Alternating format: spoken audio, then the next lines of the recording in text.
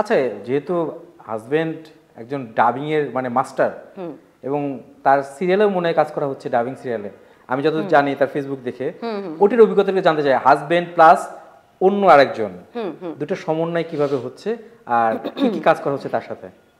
আচ্ছা, এটা হচ্ছে অভির সাথে আমার 3 নাম্বার কাজ, যেটাতে আমি ওর কোনো সিরিজে ডাবিং করছি এবং ফরেন সিরিজের ডাবিং করছি, এটা 3 নাম্বার কাজ।